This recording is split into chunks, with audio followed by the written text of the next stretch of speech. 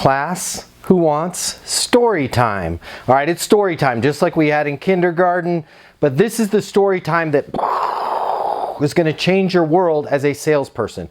I am going to tell you the story of Tony and the peach tree. Why am I telling you the story of Tony and the peach tree? Because it's 100% true, and it's a bit embarrassing for me, which is fun, and it plays in perfectly to Alejandro's question in the chat. Alejandro's like, yo, Matt, I got a team. We're selling a physical product. By the way, they're selling it to like grocery stores, bakeries. It's a kick-ass product. It's amazing. It's like sealing bags. It's doing all this great stuff. I've got a physical product and I need to sell this thing. How much time, how much energy, how much effort should my sales team be putting into these deals? Because I feel like they're dragging on too long. There's got to be a better cadence. There's got to be a better way. There's got to be a tip you can give me on how much time they should spend before cutting bait, turning loose, and moving on to the next opportunity. That's why I'm going to tell you about Tony and the peach tree. So bear with me, class. Grab your blankies, get a snacky. I'm going to tell you a really quick story. When I bought my house in Denver, okay, it was a big-ass lot with an old-ass house on it that they scraped and put a big giant house on. One of the things they left, which was left over for, gosh, I don't know, might have been 100 years, there was a freaking peach tree, which I thought was pretty great because I had never had a fruiting tree of my very own.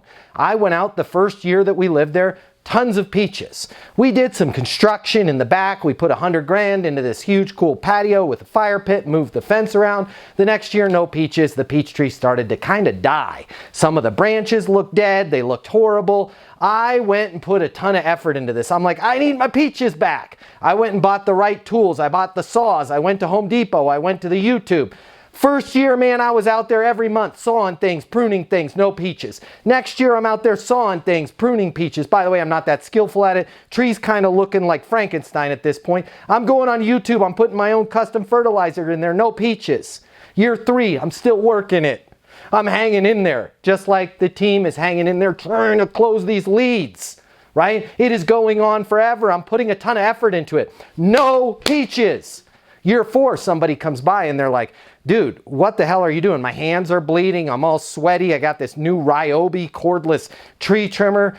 I'm like, I don't know. I'm just trying to save the peach tree. My wife, by the way, she's worse at keeping anything alive than I am. There's only one person on the planet worse at keeping things alive than me, and that's my supermodel wife. She's great at raising kids, awesome at being a wife, is an incredible person, can't even keep a cactus alive to save her life. My wife is like, cut bait. Pull the peach tree out. The thing's dead. It's gone. It's not coming back. I wanted to hang in there, much like a salesperson wants to hang in there with a lead. I'm putting forth the effort. My hands are bloody. My face is sweaty. A neighbor comes over. They're like, you need Tony. I'm like, Tony? They're like, yeah, Tony the tree guy. Okay, here's the thing with Tony. I'm going to give you his number. You're not going to be able to understand him. By the way, I still to this day cannot figure out where Tony's from. Nobody can. It sounds like he's talking Italian, Portuguese, Turkish, and Spanish, all rolled into one. I'm convinced Tony is an alien species and fakes like talking. You can get like basically every 10th word out of him. You can understand. Okay, Tony shows up. Looks at me, gives me a grouchy look, looks at my Ryobi stuff, moves it over to the side, goes up to the tree. I kid you not, if you ever meet my wife, ask her the story. Honest to God, 100% true. Tony starts petting the tree. He's talking to it in his little Tony language. He's rubbing things. Come over here. Tony's like, is the tree not happy? I'm like, I can tell the tree's not happy. It's dying. I've been trying to fix it for 4 years. You do too much. He says, step aside. Tony talks to the tree a little bit more. He literally hugs the tree. He goes, I had the tools. I had the stuff. He grabs some little pruners and a little tiny saw. He saws some stuff here. He saws some stuff there. He digs a little trench. He goes, fence make tree no happy. He moves some things around. He goes, you have peaches. I'm like, no, we're not going to have peaches. The guy didn't do anything. He was there for 10 minutes. He starts rubbing one of the branches. He's like, see, this little bud is right there. He's like, peaches. I kid you not. He goes, oh, be ready. New tree coming. Just like Tony said, I had peaches that year, and about 15 feet over, now that the tree was happy, just as Tony said, another peach tree came up. This was 2 years ago. That second peach tree is nearly 20 feet high at this point. Tony comes by every year, talks to the trees, moves some stuff around, and I've got peaches, more peaches than I can deal with. Why am I telling you this story? Okay? This is exactly what we do as salespeople. We just really want that peach, right? We really want to save that tree. So we work really, really hard. But it's not about working hard. It's not about the cadence. It's not about how much time or effort you put into something if you're doing the wrong things at the wrong time in the wrong way. Let me retell this story in terms of sales where maybe you guys can understand it a little bit better. I know you're picking up what I'm putting down, but let me now bring it into the sales world. I have to go to the airport a lot. My local airport here in Denver is Denver International Airport. I fly first class. I spend a ton of money to fly first class because I don't want stress. I have stress every gosh darn time I go to the airport because the parking at Denver International Airport is terrible. Okay, let's say there was somebody assigned to a parking squad at Denver International Airport that have access to frequent first class passengers, trying to sell them some sort of parking option that would change their life, that would give them the results they needed, that would help them feel less stressed when they have to go to the airport, which I have to do very soon here. If they emailed me, hey, we got parking options, delete, not going to read. If they called me, hey, if I could have 5 minutes of your time, I'd like to talk to you about our amazing parking options. I'm not freaking interested.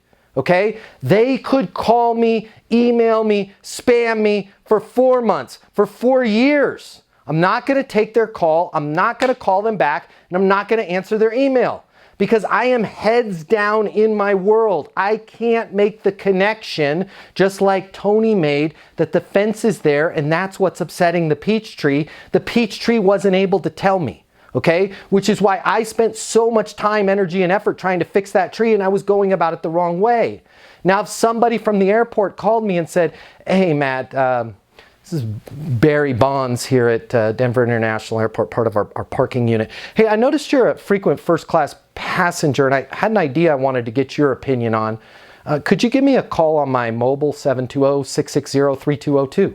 Okay? Instead of trying to pitch me, instead of trying to sell me, instead of trying to tell me about their great parking options, if they just slowed the hell down and said they have an idea I want their opinion on, I'm going to be exponentially more likely to call them. And then when they call me, instead of pitching me, instead of getting the saw out, instead of pruning, instead of digging, instead of doing all this, if they just give me a hug, talk to me, rub the tree a little bit, the way that Tony the tree guy does, talk to it in his secret language. My secret language, if the parking people were calling me, would sound something like this.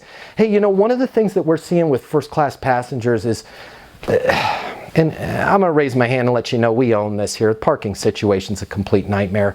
But you guys are spending a ton of money to fly first class. The reason why you're doing that is, you know, you don't want to have stress. You want to have everything go smooth. You want to board the aircraft quickly. Typically, a lot of times that's because you're in a hurry, but then you get there and try and park your car, and at least for most people, everything falls apart. How are you dealing with that? Well, Barry Bonds, I'm not, right? Talk to me about when you say you're not dealing with it, what's going on? Yeah, I get to the airport, I'm actually paying $400 extra for a ticket so I can board the aircraft 15 minutes sooner, but then I'm having to arrive at the airport an hour earlier just to find a parking spot. Gosh, when you say you're having to arrive an hour earlier, can you walk me through what's going on? Yeah, I'm going to that Terminal West building. It's got the stupid things up there, by the way. You guys, I'm glad I could complain on you. Sorry, I know it's not your fault, Barry, but let me unload a little bit. No, go ahead. Yeah, it says there's parking spots open. I don't know which spot is open. Gosh, that's terrible. Have you ever, just out of curiosity, you ever missed a flight because of that? Yes. What happened there? Were you able to rebook? Didn't matter, Barry, because the flight that I missed was the last flight of the evening, and I had a live event where somebody paid me $28,000 the next day, and I had to reschedule. That didn't go well. You know, because of the fact that you tell me you're stressed out, you're having to get there an hour early, you have no way of knowing if you're going to find a spot or not, and God forbid, we don't want the next thing to ever happen again where you miss a live event and you're missing out on $28,000 in revenue.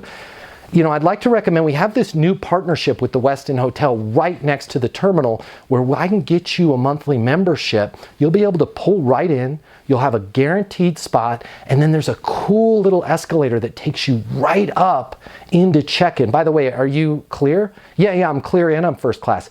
Have you ever noticed that little door off to the side? Sometimes you see people coming through it. No, never saw it. Yeah, there's a little door right by Clear. That's the door you're going to go out and head on to the airport. Does it make sense to get you signed up for a membership? Yeah, that's fantastic. Okay? When you guys slow down, it's not about figuring out what the cadence of my process is. How many more times I should call somebody and say, hey, I'd like to talk to you about this, or I'd like to let you know about this, or worse, I'd like to pick your brain. That's literally what I was doing to the peach tree. Physically, I'm going to saw this off. I'm going to do this. I'm going to try and fix you.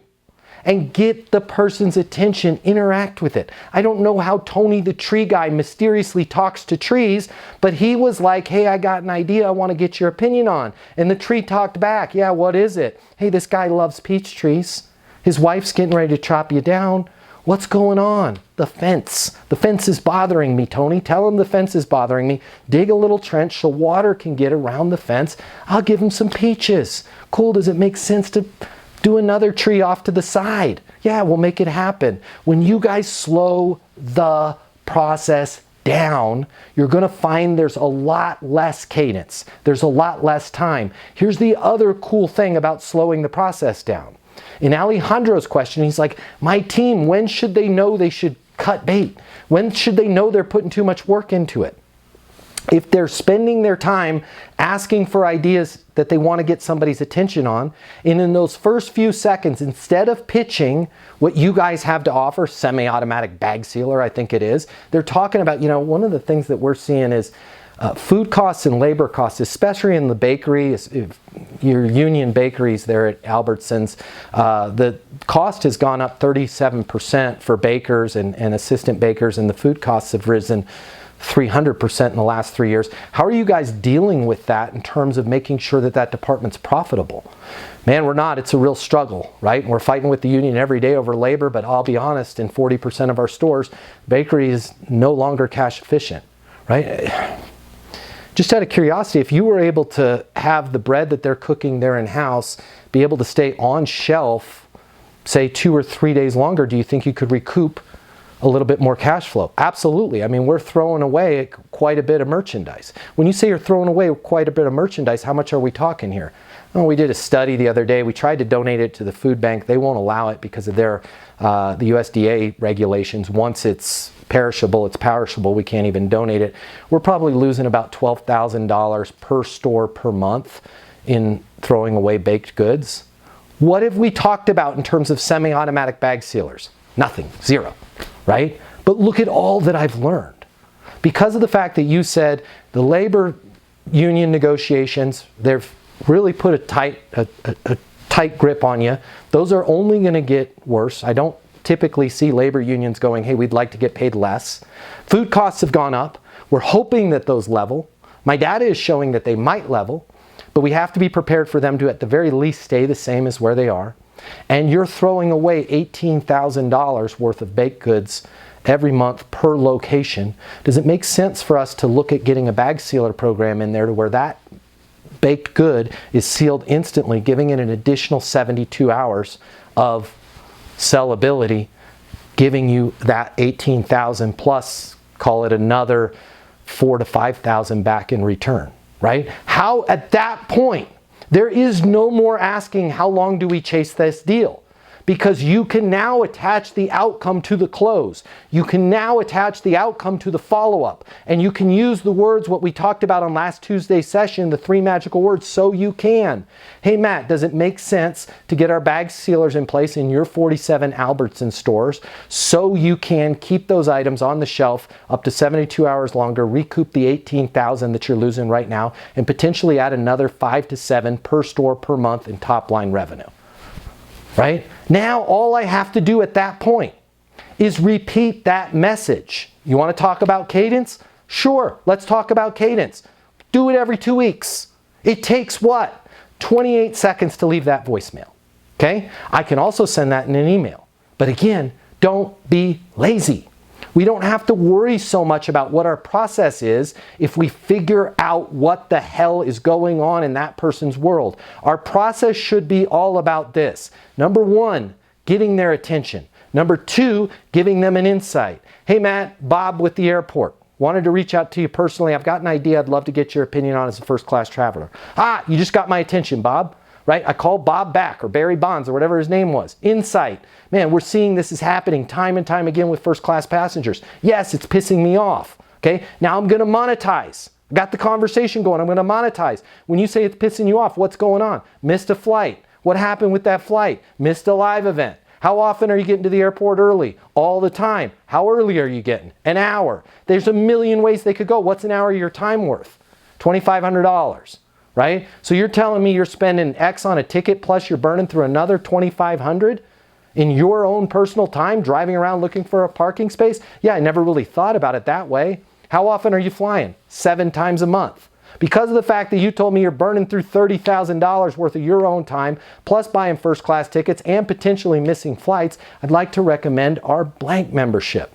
Unfortunately, you guys have this thing reversed, most of you. I'd like to talk to you about our blank membership. And then thinking they're going to go, oh my God, I'm interested, I'm missing flights, which they don't. Just like the peach tree didn't tell me the fence was in the way. When you guys slow down and get their attention and deliver an insight, when you triangulate, right? And we've talked about that before. Talk about other people that you're seeing. Talk about other clients. Typically what we see with first class passengers is XYZ. Don't say, is that something you're seeing? How are you dealing with that? Now you have a discussion. Alejandro, does that make sense? It really does make sense. Thank you very much. I'm pretty sure my boss, Jeff, I think he's in the attendance. Good. To hire you right now. Well, yeah, definitely. So this is my first week in the training. Mm-hmm. I'm very familiar with all the terms you have said so far, all the ideas. So yeah, thank you very much. And yeah, I will have my team starting tomorrow. We just got to slow down and we got to have better conversations in the beginning. And then you don't have to keep pounding it all the way down in the end. I'm not sure if it's for you, but if you work in sales and you absolutely positively have to double or triple the amount of money you're making in order to truly enjoy your life, click the link here. My name's Matt Easton. I'm the founder of Easton University. It's the most effective sales coaching in the world. Click the link here. Check it out. You're going to see we'll give you access to an on-demand learning portal that's going to give you video coaching with me on everything you need to know to double or triple your income, or even more. Everything from prospecting to closing to handling objections and complaints to building your personal network and self-confidence. But it doesn't stop there. Click the link here. You're going to see that when you get a membership to Easton University, you're also going to have the ability to do live coaching with me twice a week. You can ask me any questions. We can work through anything you're struggling with. I will be there with you every step of the way to help you double your income in sales right now. Click the link now. You're going to see we've helped thousands of people just like you, and we have the video testimonials from them to prove it. Easton University is more than a learning portal. It's more than live coaching with me. It's your future, and you and your future are worth it. Click the link now. I'll see you at Easton University.